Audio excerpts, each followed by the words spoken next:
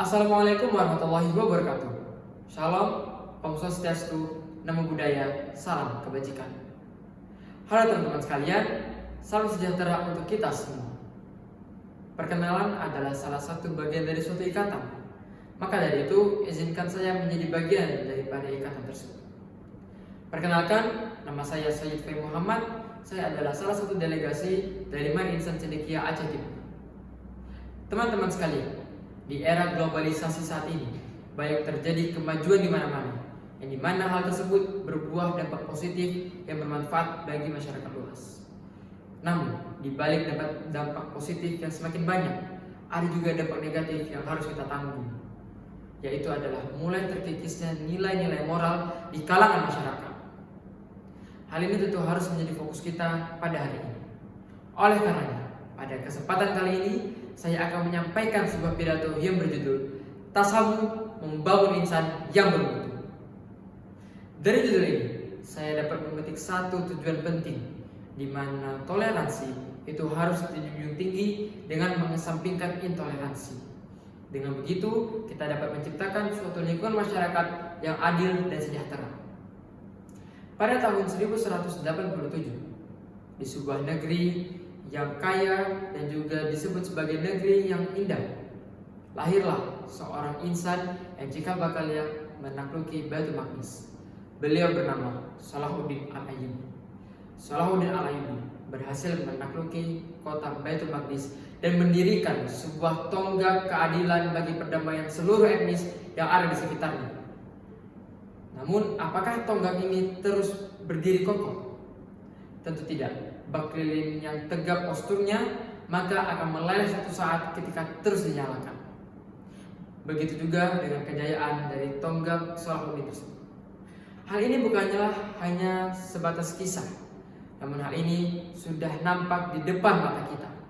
Terbukti dari data Setara Institut mengatakan sepanjang tahun 2020 terdapat 50 kasus gangguan terhadap rumah ibadah di Indonesia. Selain itu, menurut Pew Research Center mengatakan bahwasannya sepanjang tahun 2021 juga terdapat banyak sekali kebijakan pemerintah dalam memberikan akses kecil kepada masyarakat untuk mengikuti kegiatan agama.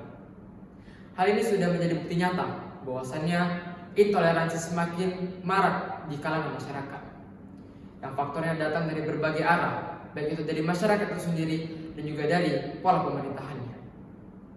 Apakah tidak ada solusi dan upaya dalam menanggulangi hal ini? Tentu ada. Menilik kedatangan salah satu imam besar dari Universitas Al-Azhar Kairo kemarin dalam kunjungannya ke Indonesia, beliau membawa satu pesan positif yang isinya betapa pentingnya suatu moderasi beragama di suatu negara. Hal ini membuktikan moderasi beragama adalah salah satu dan satu-satunya upaya agar intoleransi dapat dibasmi dari muka bumi ini. Di dalam dunia Islam, moderasi beragama sudah dibahas dan sudah diterapkan oleh Rasulullah SAW, yaitu dengan menerapkan sikap tasamu. Sikap tasamu sendiri itu sebenarnya sama dengan toleransi, namun perlu implementasian dan kajian lebih lanjut tentang beberapa nilai moral yang diterapkan pada tasamu itu sendiri.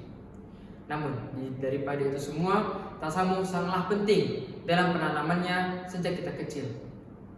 Ketika kita sudah mempunyai suatu alasan menjadikan tasamu sebagai tameng pendidikan, tameng moral, dan tameng bagi segala nilai-nilai yang ada di sekeliling kita, maka kita bisa membangun sebuah ruang lingkup masyarakat, dan di ruang lingkup tersebut akan ada anak-anak yang akan menjadi generasi selanjutnya di masa yang akan datang, terdidik dan tercapai tujuan kita.